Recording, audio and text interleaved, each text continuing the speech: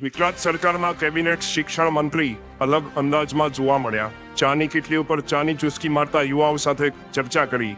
ગુજરાત સરકારના કેબિનેટ મંત્રી શ્રી કુબેર ડિંડોર મત વિસ્તારના સંતરામપુર તાલુકા પંચાયત પાસે ચાની ચુસ્કી મારતા નાગરિકો આગેવાનો સાથે ચર્ચા કરતા નજરે પડ્યા.